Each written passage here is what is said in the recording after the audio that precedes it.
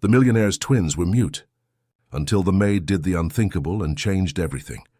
With a simple hum, she broke 3 years of silence that no doctor could cure, but her presence began to disturb those who couldn't stand to see love, born where only grief existed.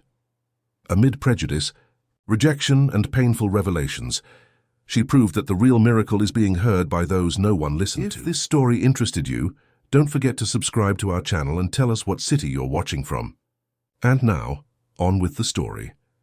The sun was rising over the mountains of Clearwater Creek, a small town in rural Virginia, but no light could penetrate the dense curtains of the Montgomery mansion.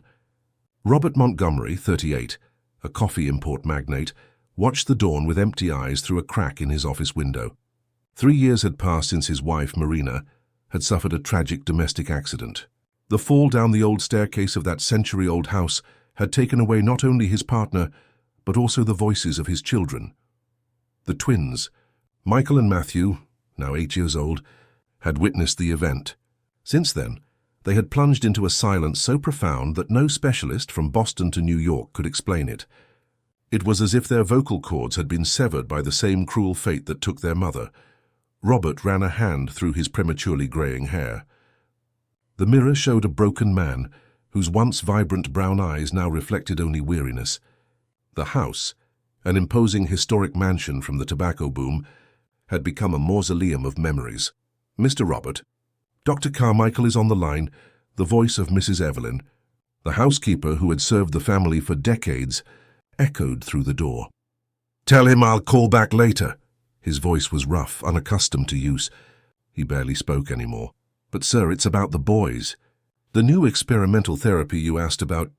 Robert sighed and took the phone. Another promise, another disappointment on the way. How many treatments had they already tried? Hypnotherapy, music therapy, stays in specialized clinics, trips to research centers abroad. Nothing had worked. Michael and Matthew remained in their silent universe, communicating only with minimal gestures, deep gazes, and occasionally notes written in a script that was impeccable for children their age. "You need to rest." "Sir?" Mrs. Evelyn insisted after the call. Her kind face, marked by expressive wrinkles, showed genuine concern. "It's been almost a week since you've slept properly." "How can I rest with my children living like this, Evelyn?" "How?" The housekeeper hesitated, her calloused hands clutching her impeccably ironed white apron. "Mr. Robert, I'm going to say something, and I ask that you don't take it the wrong way. This house needs a new energy, a feminine presence. The boys need someone who... No one will replace Marina." Robert's voice rose for the first time in months. "I didn't say replace, sir. I said bring new life. Someone to help. Someone who understands children, who can bring a little warmth to this house that has become so cold." Robert stared at the woman who had practically raised him. Mrs. Evelyn was getting older, and the responsibility of caring for the house and 2 children with special needs weighed heavily on her shoulders. "What do you suggest, then?" "I have a second cousin, Teresa Oliver. She's from rural North Carolina, from a town called Riverbend. She's lived through a tragedy, too. Lost her husband and the baby girl she was carrying in a landslide. She would be a good presence for the boys. She's an elementary school teacher, has a way with children. And she needs a new start, just like you." Robert frowned. "I don't want charity, Evelyn. I don't want to bring someone into the house out of pity." "It's not pity, sir. It's an exchange. Both sides need healing." Days later, Robert discreetly watched from his office window as Teresa arrived. A woman of average height, with wavy brown hair tied in a simple bun, she stepped out of the taxi with a modest-sized suitcase. She was dressed simply, jeans, a light blue blouse, a lightweight jacket. She wasn't the kind of beauty that stopped traffic, he thought, but there was a serenity in her face that drew attention. Her eyes, even from a distance, seemed to carry stories. Pain, perhaps. Robert recognized something familiar in that gaze. He decided he would let her settle in without his interference. He arranged with Mrs. Evelyn that the woman would first work as a housekeeper's assistant, helping with chores and gradually getting closer to the boys. He would not build up any expectations. He had had too many disappointments already. Late that afternoon, Robert observed Teresa through the half-open library door. She was cleaning the shelves, removing dust from the old books with reverent care. She was humming a soft tune he didn't immediately recognize, something about birds and freedom. There was something in the melody, in the way she touched each book, that conveyed a respect for the stories held within those volumes. It was then that Robert noticed something extraordinary. On the stairs leading to the library, two small figures were watching. Michael and Matthew, normally reclusive in their room or the backyard garden, had been drawn by the melody. They watched Teresa with a curiosity Robert hadn't seen in their eyes for years. He held his breath, afraid that any movement might startle the boys or interrupt the moment. Teresa turned, noticing the children's presence. She smiled without showing surprise or making a fuss. "Hello," she said, her voice as soft as velvet. "You must be Michael and Matthew. Mrs. Evelyn told me about you." She continued arranging the books, not pressuring the twins, giving them space. "You know, these books have incredible stories inside them. Some were so dusty they could hardly breathe. I think stories get sad when no one reads them." The boys remained motionless for a few moments. Then, to Robert's astonishment, Michael, or was it Matthew? He himself sometimes confused his sons, slowly descended the remaining steps. He approached Teresa, picked up a cloth that was on the table, and began to wipe the lowest shelf, imitating her. "Thank you," Teresa said naturally, as if it were the most normal thing in the world for a child who had been silent for 3 years to start helping her. "Do you like books? I do too. When I was little, I used to imagine they contained whole worlds." The other twin came down as well, standing beside his brother. His small hands touched an illustrated book of American folk tales that Teresa had just cleaned. "That one is lovely," she commented. "It has the story of Paul Bunyan, Johnny Appleseed, and other American legends. Would you like me to read it to you someday?" Robert felt something strange grow in his chest, an almost forgotten feeling, hope. He remained watching in silence as the almost magical scene unfolded before his eyes. The boys, his sons who isolated themselves from any stranger, who refused to interact with the most qualified nannies and therapists, were there, sharing a moment with a newcomer. It was then that something impossible happened. One of the twins, Matthew, Robert was sure now by the tiny, almost imperceptible birthmark near his ear, moved closer to Teresa and in a voice hoarse from disuse, whispered, "Mom?" The book Teresa was holding fell to the floor with a dull thud, while Robert felt his legs grow weak. In the dark hallway, leaning against the cold wall, he covered his mouth to stifle a sob. The impact of that single word echoed through the Montgomery mansion like thunder on a clear day. Teresa stood frozen, her heart pounding in her chest. She didn't know how to react to the small miracle she had just witnessed. With trembling hands, she picked up the book from the floor, searching for words that wouldn't frighten the boys. "I'm Teresa," she finally replied, her voice thick with emotion. "I've come to help you and your father for a while." The twins exchanged identical glances, a silent communication only brothers like them could understand. The one who had called Teresa Mom stepped back slightly, as if he had made a mistake. His brother Michael placed a protective hand on his shoulder. "It's okay," Teresa smiled, sitting on the library floor to be at their level. "You don't have to talk if you don't want to. We can still be friends." Robert watched the scene, still hidden in the dimness of the hallway, struggling to process what he had just witnessed. In 3 years of intensive therapies, renowned specialists, experimental medications, and revolutionary approaches, nothing had managed to extract a single word from his sons. It had taken only a few hours in the presence of this stranger for the spell to be broken. In the days that followed, Robert kept a calculated distance, observing the interaction between Teresa and the twins. The children did not speak again, but their constant presence around the new governess spoke for itself. They followed her around the house like little shadows, helping with simple tasks, watching her every move. Teresa had a particular way of working. She turned household chores into games, told stories while folding laundry, and hummed songs from her childhood in the countryside while watering the garden plants. She didn't treat the boys as patients or problem children, but as complete human beings, worthy of respect and consideration. One Sunday morning, Robert was having coffee on the porch overlooking the back of the property when he heard laughter. Children's laughter, a sound that hadn't echoed in that house for so long it seemed to belong to another lifetime. He followed the sound to the old orchard, where he found Teresa sitting under a pecan tree, with the twins around her. They were picking ripe fruit, and whenever one fell, missing its target and hitting the ground comically, the boys would laugh. Did you know these pecan trees were planted by your grandfather? Teresa commented as she helped Matthew reach a higher branch. Mrs. Evelyn told me he brought the saplings from southern Georgia when he married your grandmother. Michael gestured, pointing to a stone bench under another tree. Yes, that's the bench where your parents used to court, I was told. Family stories are like roots. They keep us grounded even when storms come. Robert felt a lump in his throat. Marina had loved that orchard. They used to spend entire afternoons there, planning the future, dreaming of the family they would build. After she was gone, he had never set foot in that place again. It was too painful. For the first time he realized how much of Marina he had denied his sons by avoiding places and memories that hurt him. Not only had their mother been taken from them, but also the memories of her, preserved in every corner of that property. That evening, they had dinner together for the first time in years. Normally, Robert ate in his office and the boys with Mrs. Evelyn in the kitchen. But something was subtly changing, like the gradual arrival of spring after a long winter. "Mr. Robert," Teresa began, as she served a generous portion of cornbread and beans to the boys, "I've noticed the twins are very interested in music.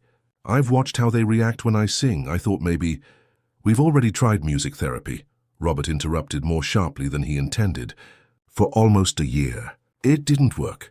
Teresa nodded, unfazed by his curtness. "I understand, but maybe it's not a matter of therapy. Just music for pleasure. I noticed a closed piano in the music room." "It was Marina's," he replied, feeling the familiar tightness in his chest. "She played for the boys every night before they went to sleep." A heavy silence fell over the table. The twins stopped eating, their eyes fixed on their plates. "I'm sorry, I didn't know," Teresa murmured. "I didn't mean to bring up painful memories." Robert looked at his sons. Their faces had paled at the mention of the piano. He then realized it wasn't just him who suffered from Marina's ghost. The boys also carried the weight of her absence, amplified by the silence he himself had imposed on any mention of her. "No," he said finally, surprising himself. "You're right. Music was part of their lives, our lives. I'm the one who's been selfish." The next morning, Robert arrived earlier than usual in the dining room. He found Teresa already preparing breakfast, dressed simply, her hair still damp from her morning shower. "I've arranged to have the piano tuned," he announced without preamble. "The tuner is coming this afternoon." The smile that lit up Teresa's face stirred a strange sensation in his chest, something he hadn't felt in a long time. For a moment he felt guilty, as if he were betraying Marina's memory by noticing the simple beauty of this woman. Over the following weeks, the Montgomery mansion gradually transformed. Teresa, with Robert's permission, opened curtains that had been closed for years, allowing natural light to flood the rooms. Vases with flowers from the garden began to appear in various spaces. The piano, finally tuned, sounded once more, with Teresa playing simple melodies in the late afternoons. The boys remained mostly silent, but their non-verbal communication flourished. They used more facial expressions, gestured more, and even wrote little notes to Teresa.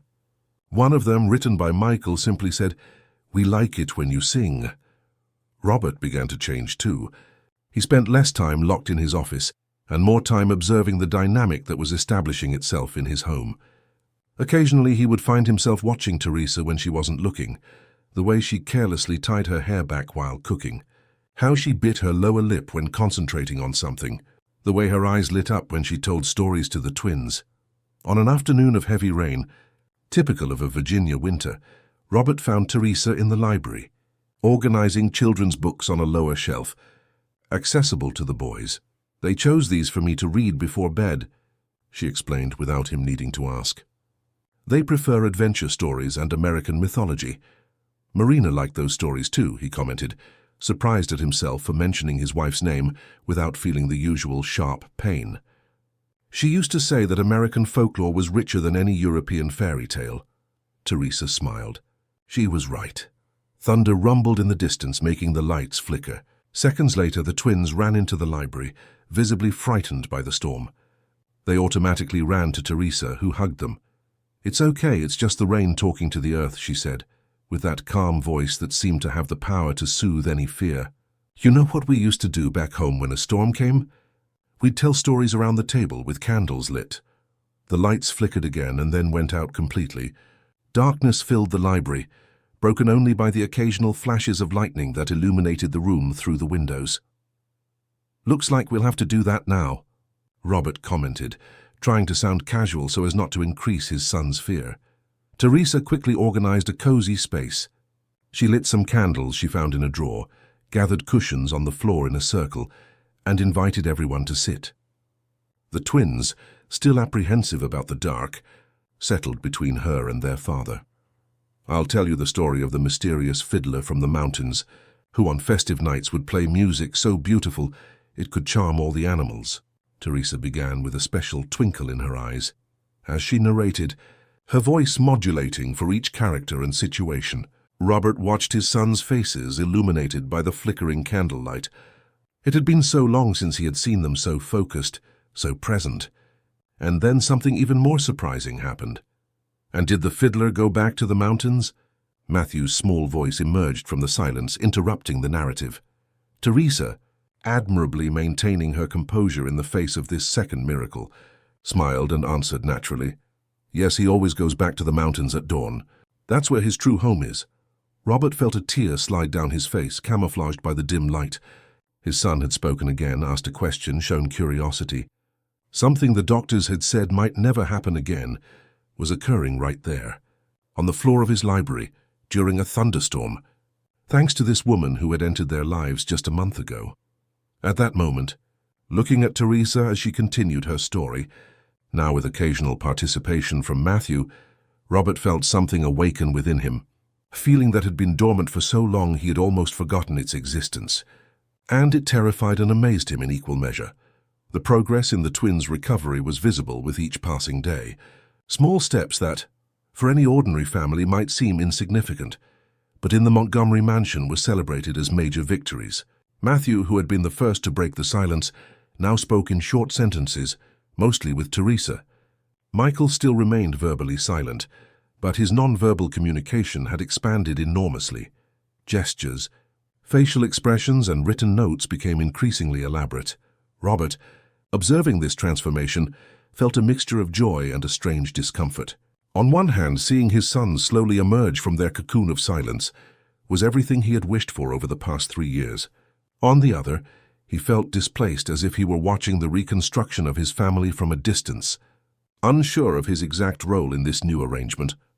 One Saturday morning, he found Teresa in the kitchen, preparing breakfast with the boys. It was a simple domestic scene. Michael was helping to cut fruit for a salad, while Matthew mixed pancake batter under Teresa's watchful supervision.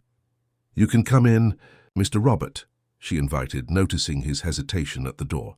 "We're making a special Saturday breakfast, a tradition in my family." "Dad, I'm making pancakes," Matthew exclaimed, his voice still hoarse from prolonged disuse but growing stronger every day. Michael waved enthusiastically, showing off the fruit he had cut with the meticulous care typical of his observant personality. Robert entered, feeling almost like an intruder in this harmony. "Can I help with anything?" "Of course," Teresa replied naturally. "Could you make the juice? The oranges are right there." As they squeezed oranges side by side, Robert noticed how delicate Teresa's fingers were despite her constant work. A teacher's hands, he thought, accustomed to shaping the future with patience. There was something mesmerizing about the way she moved around the kitchen, with a familiarity that made it seem as if she had always been there. "You look tired," she commented, once the boys had gone out to get more fruit from the orchard. "Are you sleeping better?" "Actually, yes," he admitted, surprised by his own realization. "I think knowing the boys are progressing brings a certain relief." "It's not just progress, Mr. Robert. They're starting to live again." There was a frankness in Teresa's eyes that disconcerted him. It was as if she could see beyond the barriers he had built around himself. "And you?" he asked suddenly. "How are you living, Teresa? Always taking care of others, but who takes care of you?"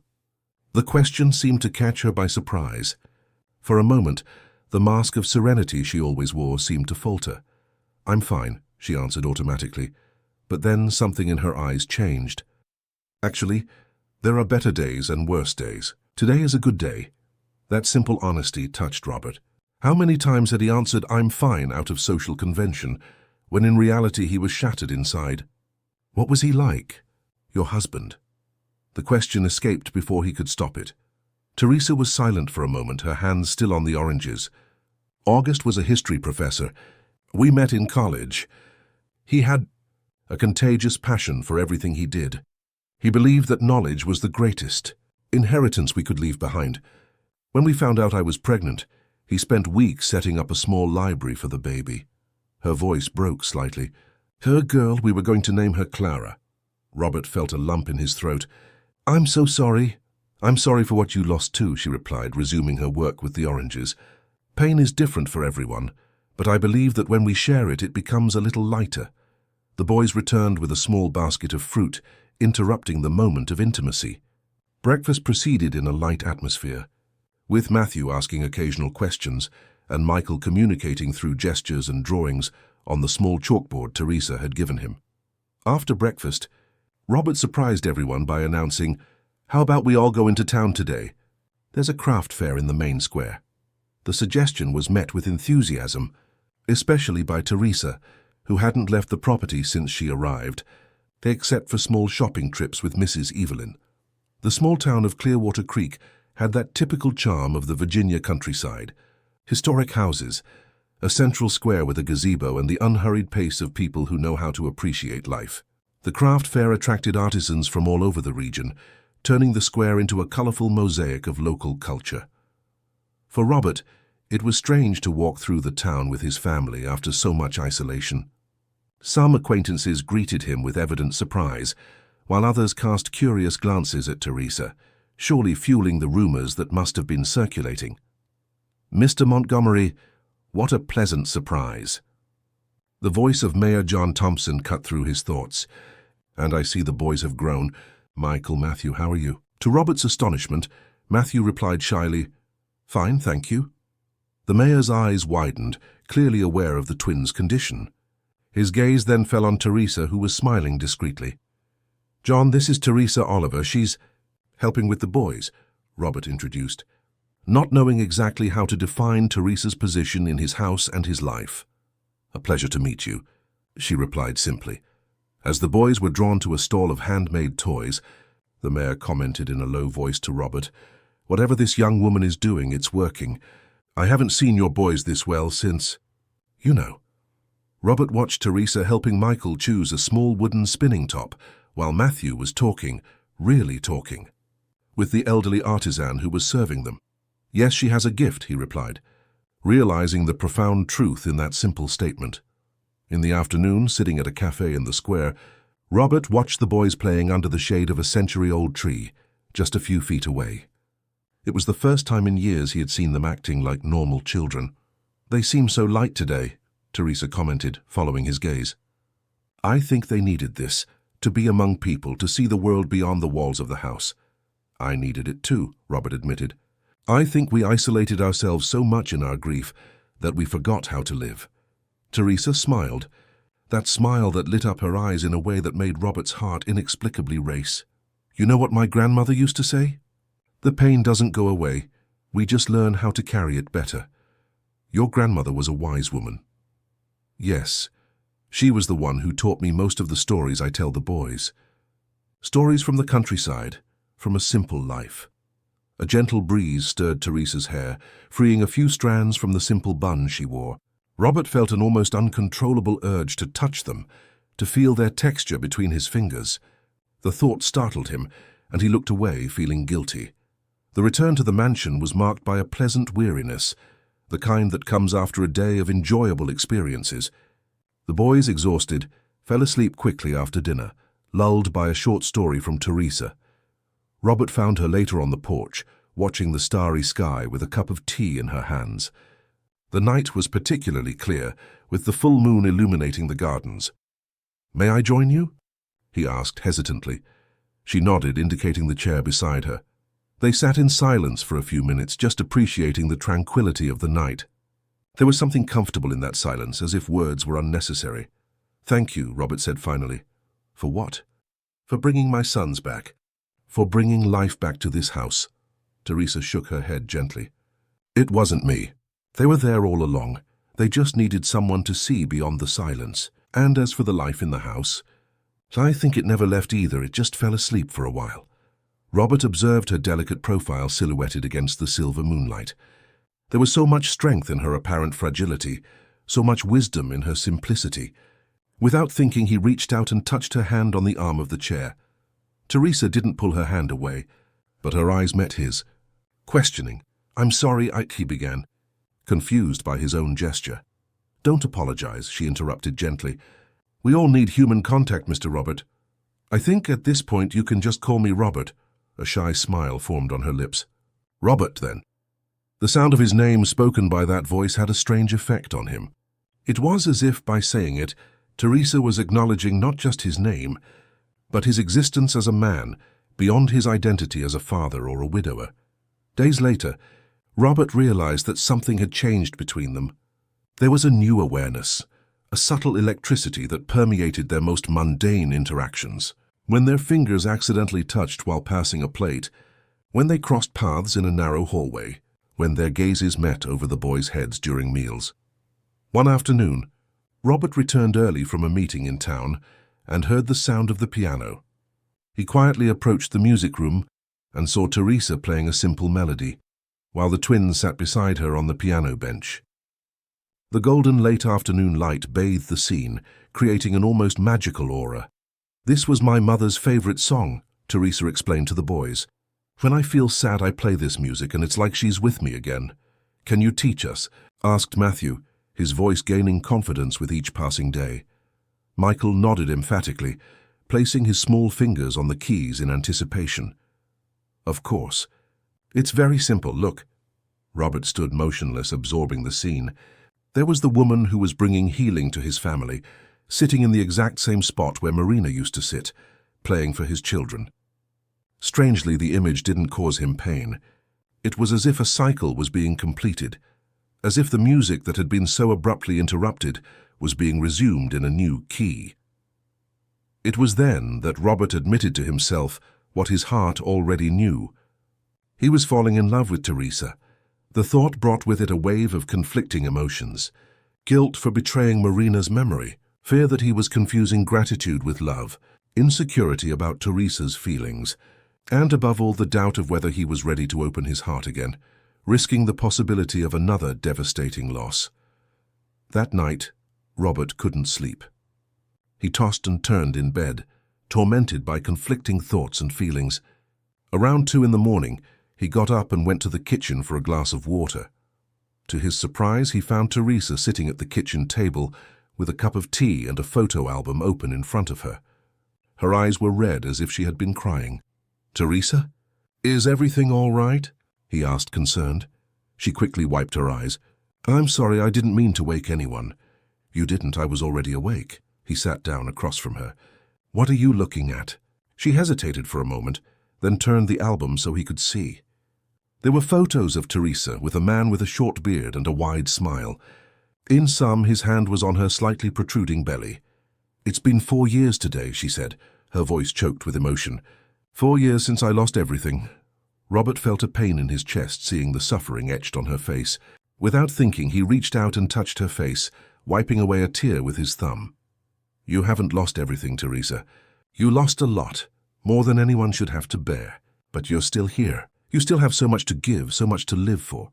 Their eyes met, and in that moment, Robert saw reflected in her eyes the same vulnerability, the same fear, and the same hope that he felt.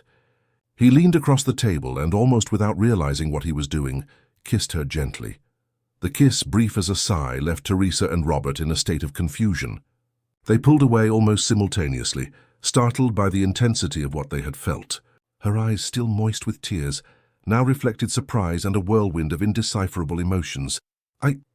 I'm sorry," Robert murmured, running a hand through his hair in a nervous gesture. "That was unexpected," Teresa completed, standing up abruptly. She closed the photo album carefully, as if closing not just the book, but also the moment of vulnerability they had shared. "I think I'd better get to bed. Good night, Robert." Before he could reply, she had already left the kitchen, leaving the faint scent of lavender that always accompanied her in the air. Robert remained seated, his fingers lightly touching his own lips, trying to process what had just happened. In the days that followed, an almost palpable tension settled between them.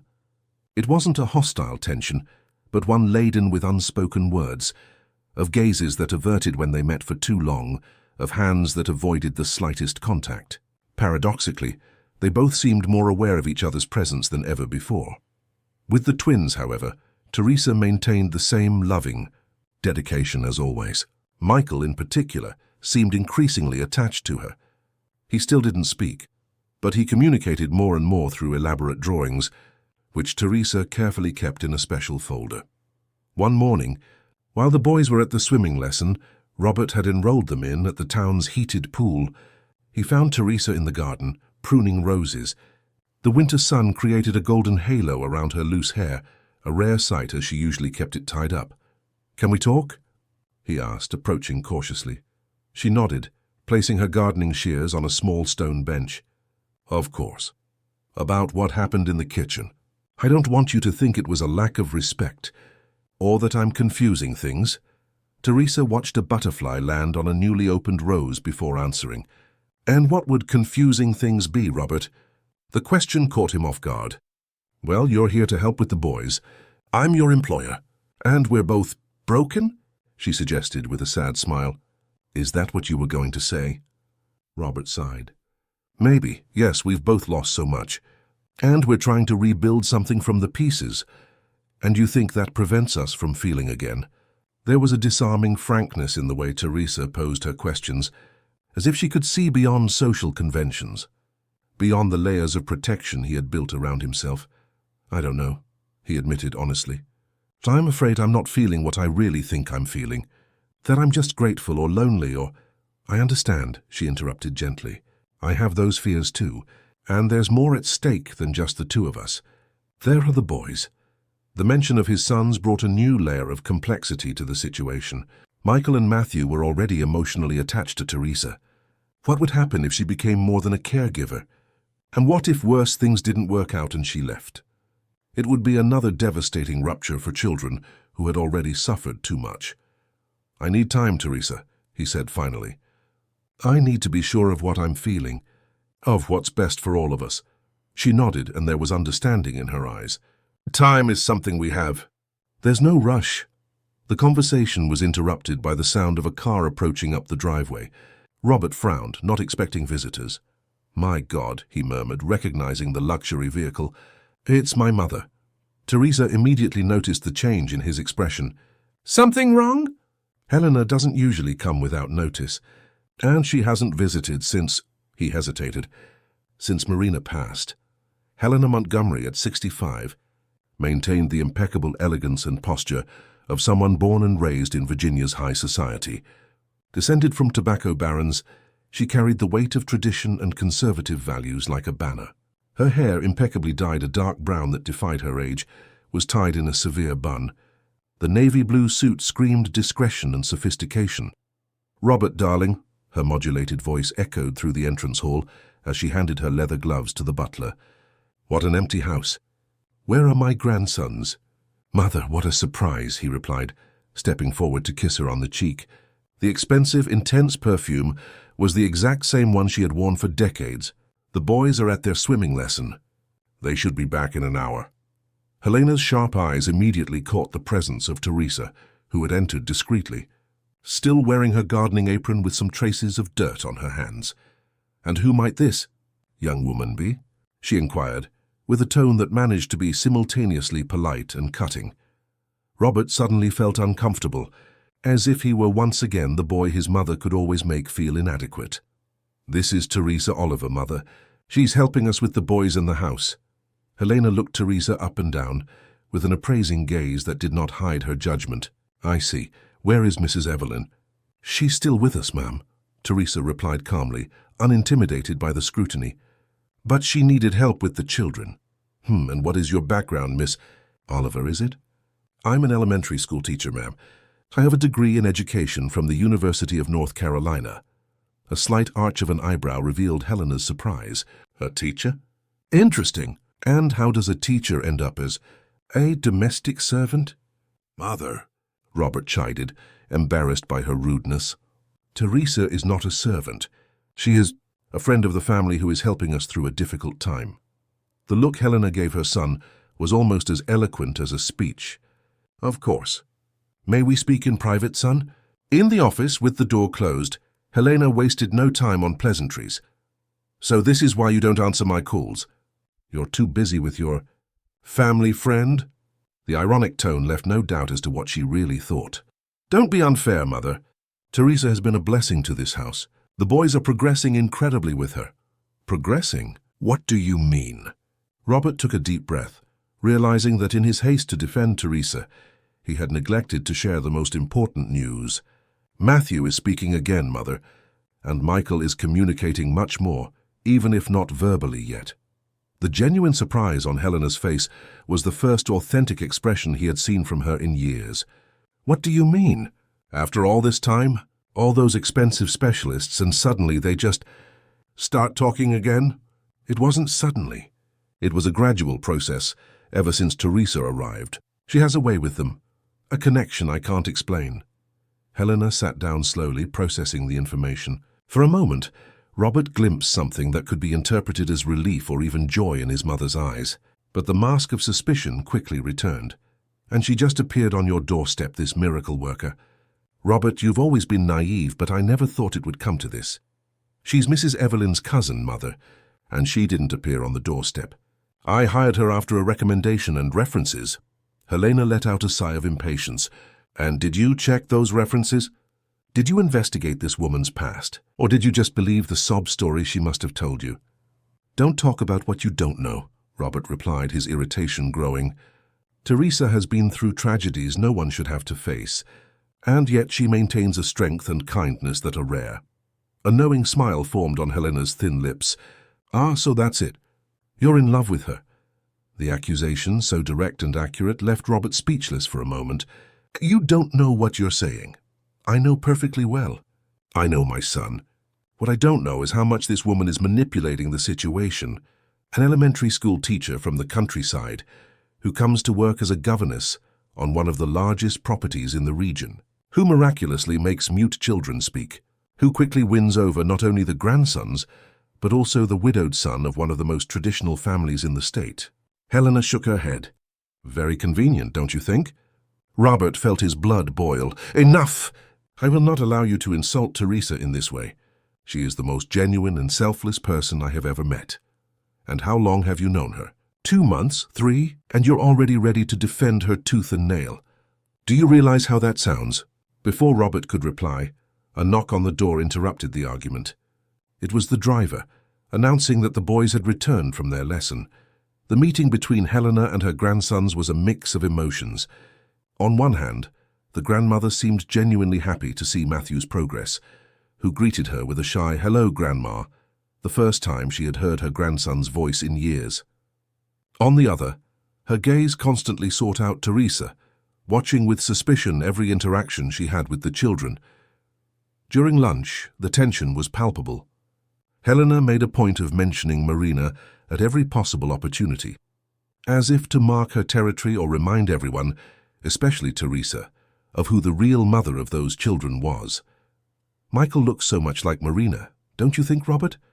He has the same expressive eyes, and Matthew certainly inherited her musical talent. Teresa maintained a polite smile, serving everyone with the same kindness as always. Robert, however, could sense the discomfort behind her apparent calm. The situation exploded during dessert, when Matthew, in his childish innocence, asked, "Grandma, did you know Aunt Teresa plays the piano just like Mom did?" The silence that followed was deafening. Helena placed her dessert spoon down with calculated precision. "Aunt Teresa, is that what you call her?" Matthew, realizing he had said something wrong, shrank in his chair. Michael, always sensitive to the mood of the room, lowered his eyes to his plate. "I don't see a problem with that, Mother," Robert intervened. "It's an affectionate and respectful term." "You don't see a problem? This woman is clearly positioning herself as Marina's replacement. First aunt, then what, mother?" Teresa stood up abruptly. "Excuse me. I think it's best if I leave and let the family have their space." "No, Teresa, please," Robert pleaded, casting a reproachful look at his mother. "Yes, it's better that you leave," Helena retorted, "and take the opportunity to reflect on the ethics of your position in this house. Insinuating yourself into the lives of vulnerable children, using their fragile emotional state to create dependency. Enough. Robert's voice boomed through the dining room. The twins, frightened, began to cry. Teresa, pale but maintaining her dignity, addressed the children. Michael, Matthew, it's okay. Adults sometimes disagree, but that doesn't mean they don't love each other. Why don't you go with Mrs. Evelyn to the garden while we sort this out? The housekeeper, who had been watching the scene in shock from the doorway, quickly stepped forward to take the boys. As soon as they left, Helena resumed her attack. Look at that. She even gives orders in your house, and you allow her to put herself between you and your children. Tino, that's enough, Mother. You are disrespecting someone who has only brought good to our family. Good or an illusion? What do we really know about this woman? Where did she come from? What did she do before? There's something in her eyes, Robert. Something calculating. You're too blind to see it. Teresa, who had remained silent until then, spoke in a controlled but trembling voice. Mrs. Montgomery, I understand your concern for your family. It's natural to protect those we love. But I assure you I have no ulterior motives. I am only here to help, and if my presence causes so much discomfort, perhaps it is best if I really step away. Robert started to protest, but Helena interrupted him. Finally, something sensible. And so there's no doubt about my concerns, as you so delicately put it. Know that I have already taken measures. I've hired private investigators to look into your past, Miss Oliver. The report will arrive soon, and then we will know exactly who you are and what you want with my family. The color completely drained from Teresa's face. Investigators? You invaded my privacy like that. Privacy? Helena laughed, a cold, humorless sound. Those who have nothing to hide have nothing to fear. Or is there something in your past you don't want us to find out? Mother, this is unacceptable, Robert exclaimed, horrified by the revelation. Teresa raised her hand, silencing him. No, Robert. Your mother is right about one thing. You really don't know much about me, beyond what I've told you. If there are doubts, it's better to clear them up. Turning to Helena, she continued, I have nothing to hide, ma'am. My life has been simple and transparent. When your report arrives, perhaps you will realize you have misjudged a person whose only fault was to have suffered too much and still try to rebuild a life. With that, Teresa left the room, maintaining an erect posture despite the tears that were beginning to roll down her face. Robert faced his mother, a cold fury taking hold of him. You have crossed every line. I did what was necessary to protect you and my grandsons. One day you will thank me. Get out of my house, Helena blinked, surprised by the firmness in her son's voice. What? You heard me? Leave now. I don't want to see you until you apologize to Teresa and call off these absurd investigators. You're throwing me out because of this. Woman? Putting her before your own mother? Robert sighed, suddenly exhausted. No, Mother. I'm asking you to leave because you disrespected someone who brought light back into our home. Someone who did what no specialist could, gave my sons back their ability to communicate. Someone who deserves our respect and gratitude at the very least. Helena stood up with dignity, adjusting her coat. Very well. But remember what I'm saying. When the report arrives, you will see that you were right to listen to me. After his mother left, Robert rushed to find Teresa, but he couldn't find her anywhere. Mrs. Evelyn, looking after the twins in the garden, informed him with worried eyes. She took her purse and left, Mr. Robert, said she needed some air, that she would be back for her things later. Robert felt a tightness in his chest. Did she say where she was going? The elderly woman shook her head.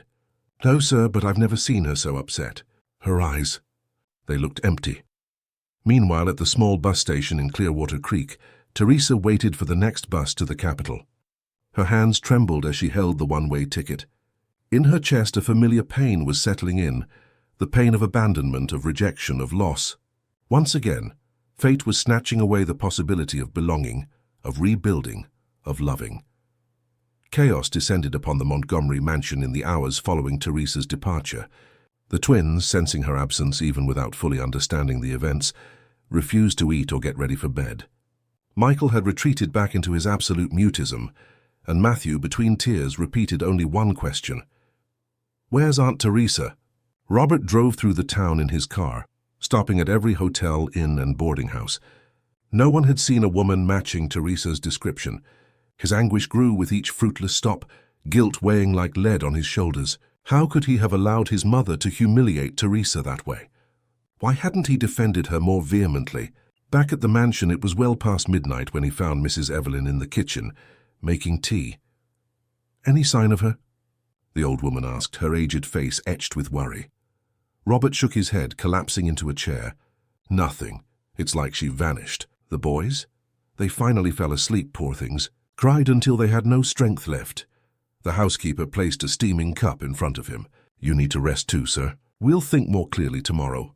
"I can't rest, Evelyn. Teresa is out there alone, hurt, and it's all my fault." "Don't blame yourself so much. Your mother has a complicated way about her." Robert laughed humorlessly. "Complicated is an understatement. She's controlling, manipulative, prejudiced, and I never had the courage to truly stand up to her, not even when—" He cut himself off, recalling the countless times Helena had interfered in his life, including in his marriage to Marina.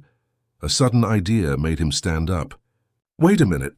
You said Teresa is your cousin, right?" "A second cousin, but still family. You must have contact information for someone who might know where she is." Mrs. Evelyn sighed. "Actually, sir, I have her sister's number in Riverbend, but I didn't want to call without speaking to you first. Please, Evelyn, call now." The call, however, brought more worry than relief. Teresa's sister, Claire, had not heard from her and became alarmed upon learning of her disappearance. "Since the tragedy, Teresa hasn't been the same," Claire explained over the phone, her voice heavy with concern. "She closed herself off, refused help. When she finally agreed to go work for you, I thought it was a sign of recovery, but I'm afraid that she might do something rash." Claire's words echoed in Robert's mind as he drove through the town again, now with a new sense of urgency. Teresa was not well. The confrontation with Helena had reopened deep wounds, and she was emotionally fragile. It was almost 3 in the morning when he decided to check the bus station. The place was nearly deserted, with only a sleepy employee at the ticket counter. "Good evening. I'm looking for a woman. Brown shoulder-length hair, about 30 years old.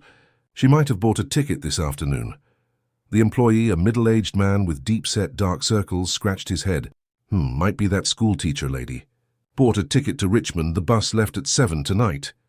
Robert's heart raced. "Are you sure? Did she say where she was going in Richmond?" "No, mister. But she looked real down. Cried while she was waiting. I thought about asking if she was okay, but you see a lot of sad people in this line of work." Robert thanked him and left quickly. Richmond, the state capital, was about 2 hours away. The next bus wouldn't leave until 6 in the morning. He decided not to wait. He would hit the road immediately in his own car. During the drive, his mind was racing. What would he say when he found her? How would he convince her to come back? What if she refused? His mother's cruel words echoed in his memory, and he feared Teresa believed them, that she thought he also saw her as an opportunist, as someone trying to take Marina's place. But the truth he now saw with crystal clarity was very different. Teresa had never tried to replace Marina. On the contrary, she had helped keep her memory alive in a healthy way. She taught the boys to honor the mother they lost, while helping them continue to live. And as for himself, Teresa hadn't filled the void left by Marina, but rather had created a new space in his heart, a space that didn't replace the previous love but coexisted with it, transforming the pain into something bearable, even beautiful in its melancholy. He arrived in Richmond at dawn, exhausted and disoriented. Where to begin looking in a city this size? Teresa's sister had mentioned she had studied at the University of Virginia years ago. Perhaps she had friends in the city, old college classmates. After a few hours of fruitless searching at downtown hotels, Robert decided to try the hospitals. The idea terrified him, but Claire's words about her sister's emotional state wouldn't leave his mind. It was at the 3rd hospital that he found a lead. A woman matching Teresa's description had been admitted to the emergency room the previous night, with symptoms of exhaustion and dehydration. "She's in room 305, the nurse informed him. "But visiting hours don't start until 2 in the afternoon." Robert checked his watch. It was almost an hour away. "Please, it's urgent. I'm family." The nurse hesitated, then sighed. "All right, but just for a few minutes. She needs to rest." The hospital corridor seemed endless. Each step was simultaneously too slow and too fast. What would he find? How would Teresa react to seeing him? When he finally opened the door to the room, he felt as if the air had been sucked from his lungs. Teresa was lying there, so pale she almost blended in with the white sheets. An IV was connected to her arm, and the constant beep of the heart monitor marked time like a relentless metronome.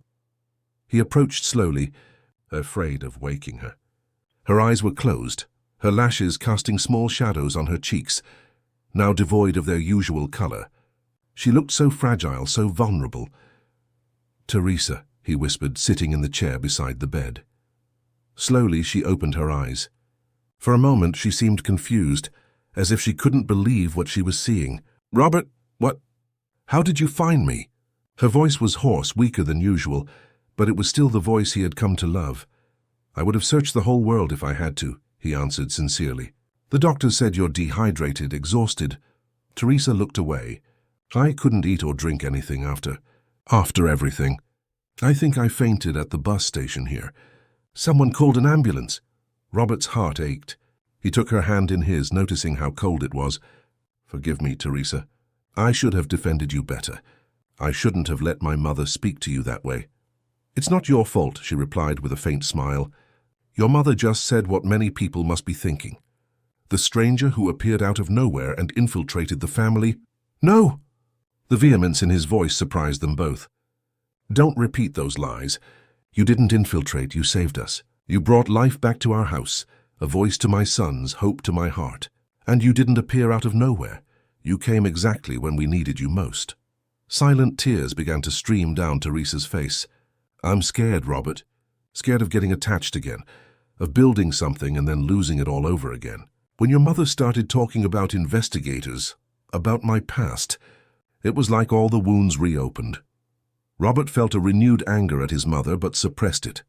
This was not the time for that. What happened to you and your family was a tragedy, Teresa. But it's not something you need to hide or fear being discovered. "It's not that." She hesitated, as if searching for the right words. "After I lost August and our daughter, I didn't handle the grief well. There was a very dark period. I isolated myself, pushed my family away. She took a deep breath. "I was even hospitalized for severe depression. I'm afraid your mother will use that against me, that she'll say I'm not stable enough to care for the boys." Robert squeezed her hand tighter. "Listen to me. You faced what many wouldn't survive to tell. And you didn't just survive. You found the strength to start over, to help others who were also suffering. That doesn't show weakness, Teresa. It shows incredible strength." She gazed at him, her eyes searching for the truth in his. "Do you really believe that?" "With all my heart." He hesitated, then decided it was time for the absolute truth. "And there's more. My mother was right about one thing. I have fallen in love with you." The words hung between them, heavy with meaning. The heart monitor sped up slightly, betraying the impact of the confession. "Robert, you don't have to say anything right now. I just want you to know that what I feel isn't just gratitude. It's something new, different from anything I've felt before, but just as true. And I completely understand if you don't feel the same, or if you need time, or if you simply want nothing more to do with our family after what happened." Teresa closed her eyes for a moment, breathing deeply. When she opened them again, there was a new determination in them. "I feel something for you too, Robert. Something I've tried to deny that scares me, but that I can no longer ignore. I don't know if I'm ready, if I'll ever be completely healed enough to love without fear. But I know the twins captured my heart from the very first day, and you slowly made your way into it without me even realizing." Robert felt a wave of emotion so strong it nearly overwhelmed him. He leaned in and gently kissed Teresa's forehead. "Then come back with us. Let's go back together. Not for me, not even for the boys, but for you, because you deserve a second chance at happiness." "And your mother? The investigators?" A determined smile formed on Robert's lips. "Leave my mother to me. As for the investigators, let them investigate. There is nothing in your past that can change what we feel or who you are." At that moment, Robert's cell phone rang. It was Mrs. Evelyn in a panic. "Mr. Robert, the boys. Matthew has a very high fever, and Michael hasn't eaten anything since yesterday. Dr. Silverman is here and says we need to take them to the hospital." The cold fear that seized Robert must have been written all over his face because Teresa immediately became alarmed. What happened?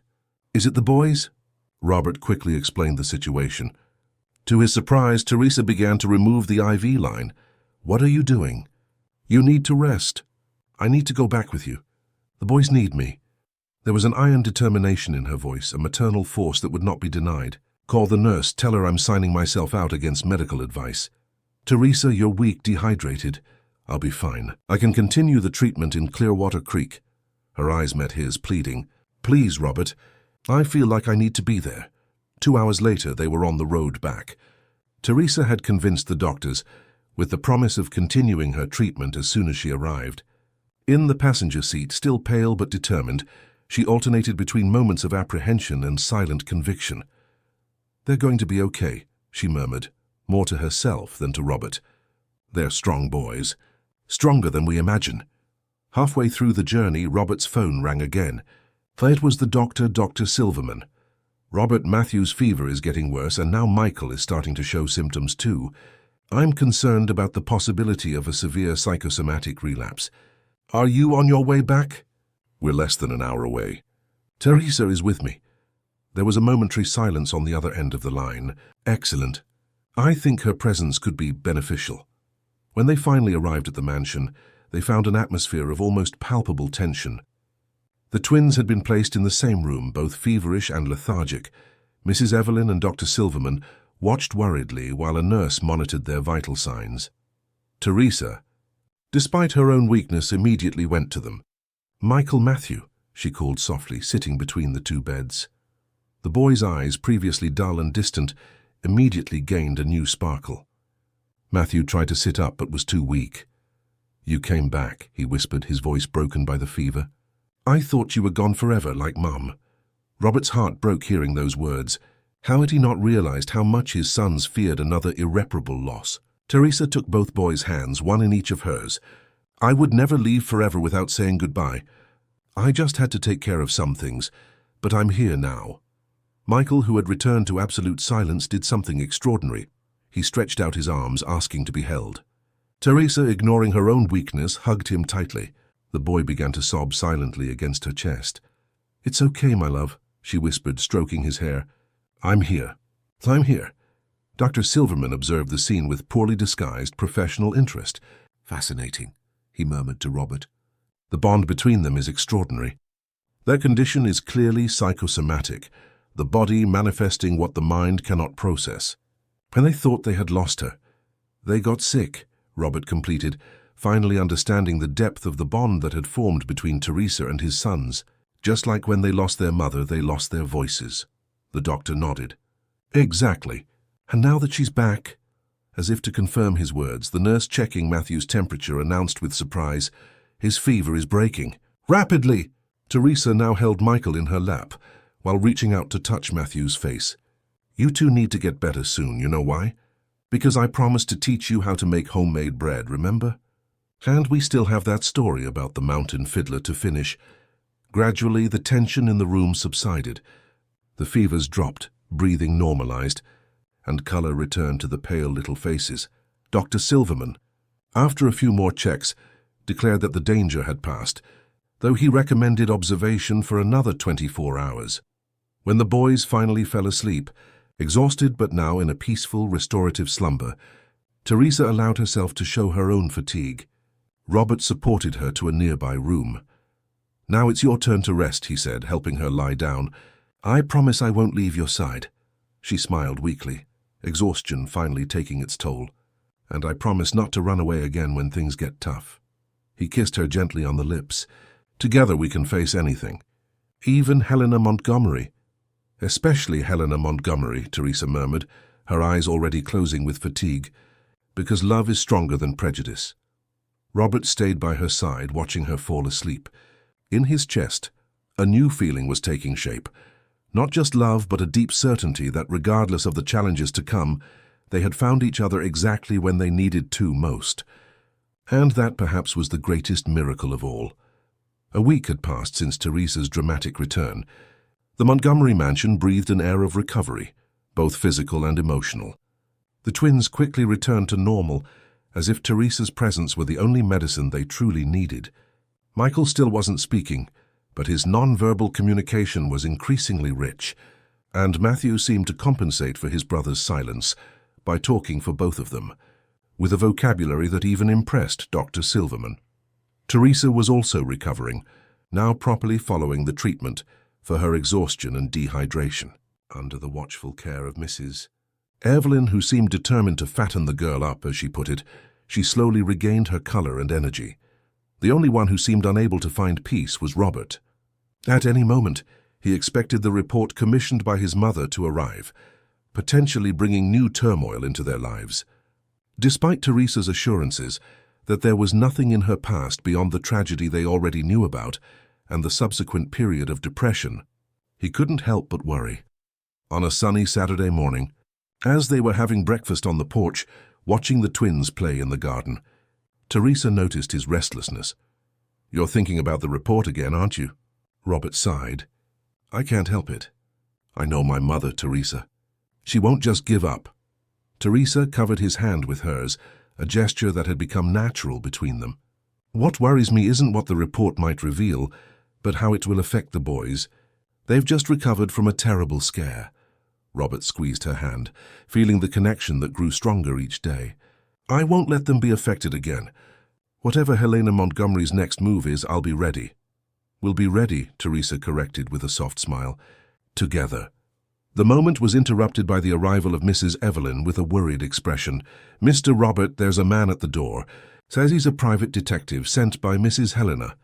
Robert felt his blood run cold. The moment he had been dreading had arrived. "Show him in. Let's get this over with." Teresa paled slightly but nodded, determined. "I'll ask Carmen to take the boys for a walk." "No," Robert intervened. "Let them stay in the garden. We have nothing to hide, nothing to fear." The detective, Mr. Richards, was a middle-aged man with a neutral expression and a well-tailored suit. He carried a leather briefcase under his arm and exuded an air of distant professionalism. "Mr. Montgomery," he greeted with a nod. "Miss Oliver," Robert indicated an armchair. "Please be brief and to the point, Mr. Richards. What is it that my mother is so eager to know about Miss Oliver?" The detective opened his briefcase, taking out a bound report. "I must clarify that I was hired to conduct a thorough investigation into Miss Oliver's past, with no specific directives other than maximum depth. My work is purely factual, without judgment or conclusions." "Understood," Robert replied, tense. "Proceed." Teresa Oliver, 32, native of Riverbend, North Carolina, daughter of John Oliver, a farmer deceased in 2010, and Antonia Oliver, a retired teacher. Graduated with a degree in education from the University of North Carolina, with a specialization in special education from Duke University. The man spoke in a monotone, as if reading a shopping list. Married to August Sampaio from 2018 to 2022, when he died in a landslide during a heavy storm in Riverbend. Mrs. Oliver was 8 months pregnant at the time. The trauma of the accident induced premature labor, but the child, a girl, did not survive. Teresa looked down, reliving the pain of those memories. Robert held her hand tightly. "Following the tragedy," the detective continued, impassive, "Mrs. Oliver suffered from severe depression and was hospitalized for 2 months at the Victory Mental Health Institute. After her release, she underwent intensive therapy for another 8 months, until she was considered recovered by her doctors." Robert felt a mix of anger and sadness. All of this confirmed exactly what Teresa had already told him.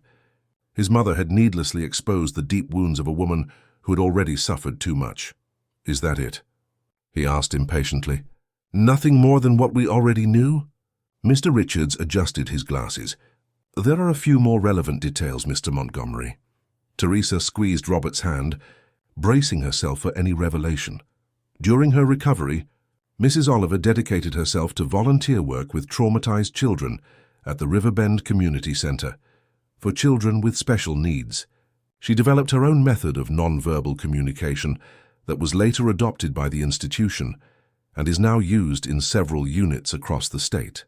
She wrote 2 articles on the subject, published in specialized journals on special education.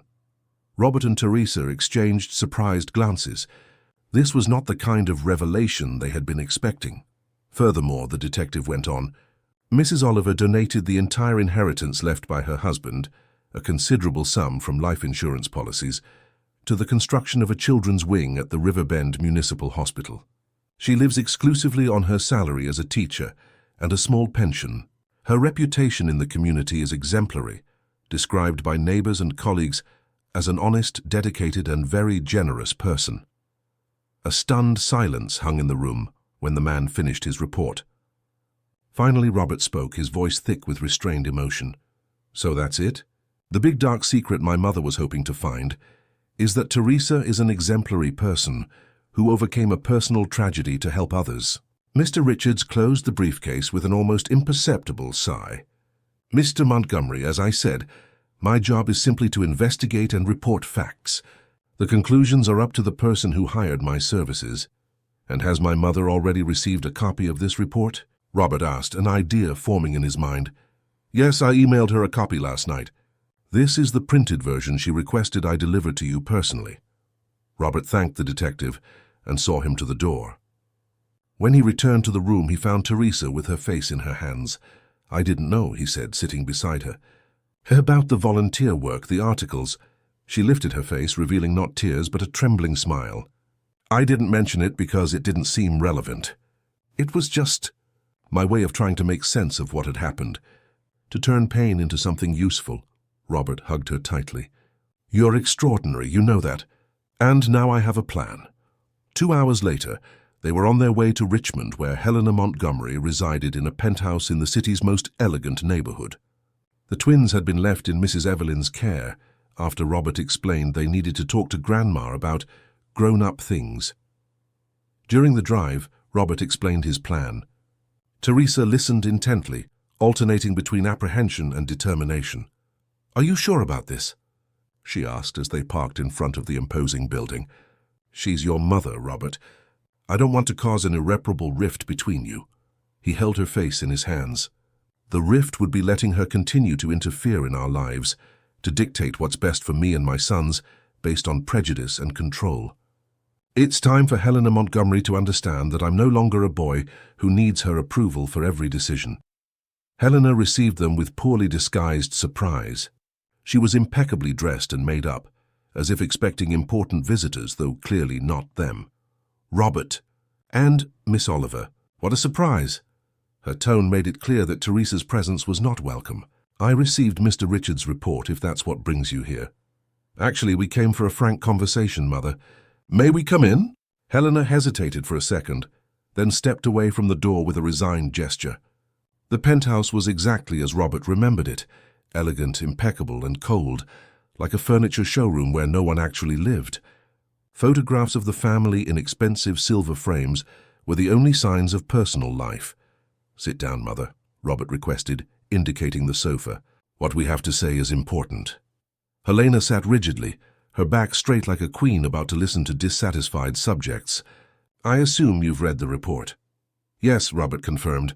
"I was fascinated by what I discovered about Teresa, about how she transformed her own tragedy into help for traumatized children, about how she donated everything she had to build a hospital wing, about how she developed a method to help children like my sons communicate." Helena looked away, visibly uncomfortable. "Yes, well, the report was surprising in some aspects." "Surprising?" Robert laughed humorlessly. "What were you expecting to find exactly? A con artist? An opportunist? Someone with a dubious past or ulterior motives?" "Robert, you don't understand." Helena tried to regain control. "I just wanted to protect you. After Marina, you were so vulnerable." "No, Mother. You wanted to control, not protect. As you always have." Robert took a deep breath, controlling his emotion. "Do you know why the boys bonded so much with Teresa? Because she treats them like people, not projects or extensions of herself. She sees them, truly sees them, just as she sees me." Helena pressed her lips together, her perfectly manicured hands clutching her purse as if it were an anchor. "You're being unfair. Everything I've ever done has been for the good of the family, to preserve the Montgomery name, to secure your future and that of my grandsons." It was then that Teresa, who had remained silent until that moment, spoke with surprising gentleness. "Mrs. Montgomery, may I tell you a story?" Helena blinked, confused by the change of direction. "A story? About a girl who grew up with an extremely demanding and controlling mother. A mother who loved her, but who confused love with control, protection with domination. This girl grew up believing she would never be good enough, that her worth depended on pleasing others, especially her mother. Helena stiffened visibly.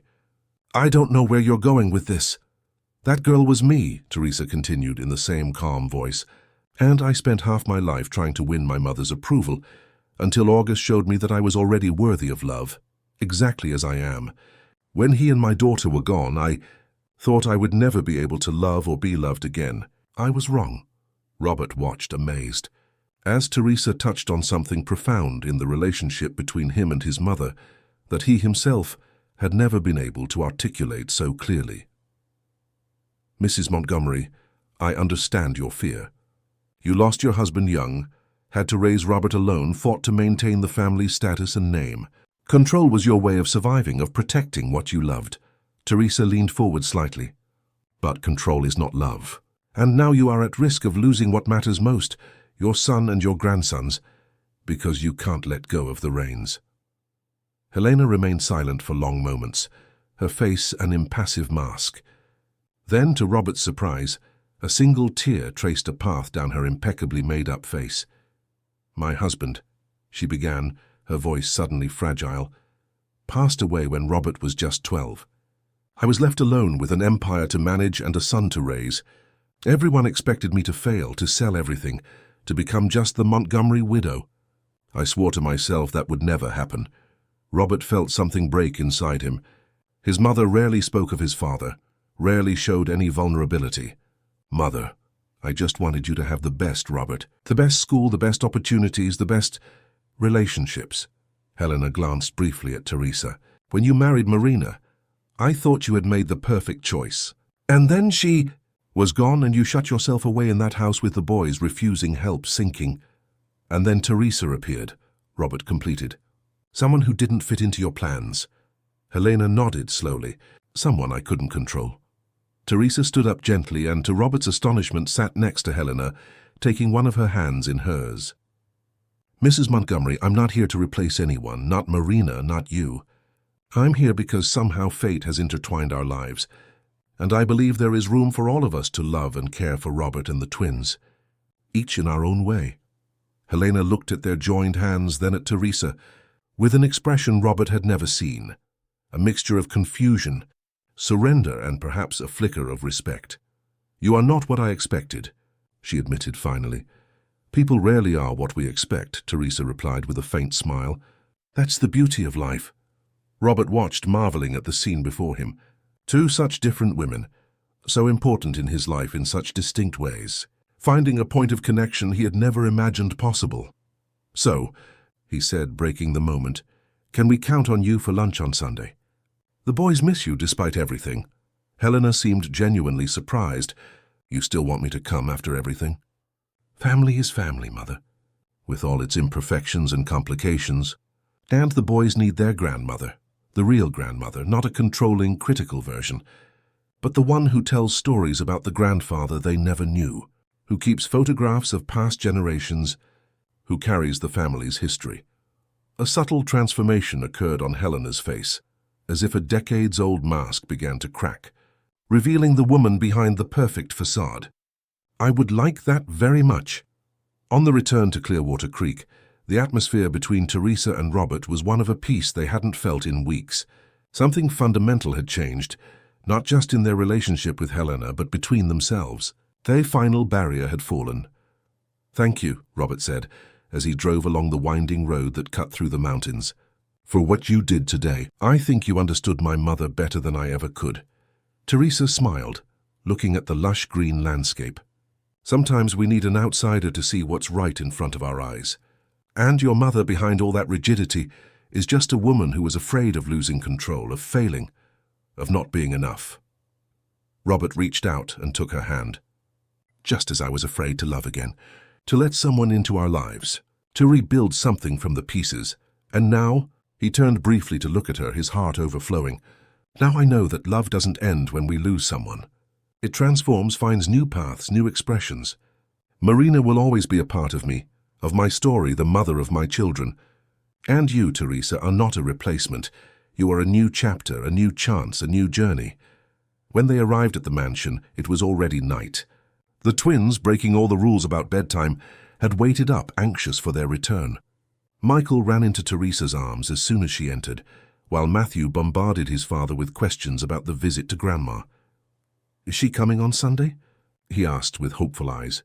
"I promised to show her I can read now." "Yes, champ," Robert replied, ruffling his son's hair. "Grandma is coming, and she's looking forward to seeing how much you've grown." Later, after the boys had finally fallen asleep, Robert found Teresa on the porch, contemplating the starry sky. He approached silently and hugged her from behind, inhaling the soft scent of her hair. "What are you thinking about?" he whispered. "About how unpredictable life is," she replied, leaning back against him. "A year ago I was at rock bottom, thinking I would never find a reason to smile again, and now I'm here, feeling something I never imagined was possible again." "And what would that be?" She turned in his arms, her eyes shining in the silver moonlight. "Hope, peace, belonging, and—" She hesitated for a moment. "Love. A different, new, unexpected love, but no less true." Robert touched her face with reverence, as if afraid she might disappear at any moment. "Marry me, Teresa." The surprise in her eyes was immediately replaced by a deeper emotion. "Robert, are you sure?" "It's so soon, so—" "I'm more sure of this than anything in recent years. We don't have to rush. We can have a long engagement, give the boys time, give ourselves time. But I want you to know that my heart has already decided. You are the person I want to build a new future with." Teresa felt tears of joy well up in her eyes. "Yes," she replied simply. "Yes to whatever comes, to every day we spend together, to every challenge we face." The kiss that sealed that promise was like a new beginning, a pact sealed under the stars that, no matter how broken they had been before, together they would find the strength to rebuild something beautiful from the fragments. The months that followed were ones of adjustment and growth. Helena, surprisingly, became an unexpected ally. After the initial shock of the engagement announcement, she decided that if she couldn't beat Teresa, she should accept her, and gradually she came to respect her, especially as she witnessed the genuine dedication with which she cared for her grandsons. Michael, after a specialized session with a child therapist recommended by Teresa, finally began to speak again. His first words, after nearly 4 years of silence, were simple but profoundly significant. "I remember Mom singing." This sentence opened doors to frank conversations about Marina, about loss and memory, about how to carry the love for someone who is no longer physically present. Teresa, with her characteristic kindness, encouraged the boys to talk about their biological mother, to keep her memories alive, to honor her legacy. "You are very lucky," she would tell the twins. "Some people go their whole lives without knowing a true love. You have the love of 2 mothers, one who brought you into the world and will always be in your hearts, and another who has the privilege of helping you grow." A year later, in a simple ceremony held in the mansion's garden, Robert and Teresa were married. The twins, now 9, were the proud groomsmen. Helena, sitting in the front row, wore a genuine smile that lit up her face in a way Robert hadn't seen since his childhood. During the vows, Teresa surprised everyone with a revelation. "Robert, Michael, Matthew, when I first came into this house, I was as broken as you were. I was just looking for a refuge, a place to start over, never imagining I would find a new family, a new purpose, a new love. Today I want to share something I discovered recently. We're expecting a baby." The news was met with joy and emotion. The twins, far from feeling jealous, were thrilled at the idea of a brother or sister. Michael, especially, who had become more talkative over the months, was already making plans on how to be the perfect big brother. That night, after all the guests had left, Robert found Teresa sitting in the old rocking chair, in the room they were preparing for the baby. The full moon bathed the room in a silver light, creating an almost magical atmosphere. "What are you thinking about?" he asked, kneeling beside her. "About cycles," Teresa replied, gently stroking the small belly that was beginning to show. "About how life sometimes takes us down painful paths, only to lead us to places we would never have found otherwise." Robert took her hand, kissing it with reverence. "Do you think it's fate, that we were destined to find each other?" Teresa smiled, that smile that lit up her eyes in a way he would never tire of admiring. I don't know if it was fate, luck, or just life doing what it does best, surprising us. But I know that even in the darkest hours, when we think there's no way out, life can show us a new door, a new path, a new chance to love and be loved. And sometimes, Robert completed, placing his hand over hers on her belly, that new chance comes in the form of a woman who walks into our home and teaches our silent hearts to sing again. In the silence of that night, as the moon poured its silver light over the Montgomery mansion, a profound truth echoed between them. The real miracle had not just been making the children speak again or healing broken hearts, but teaching every member of that family to listen and to love with their whole heart.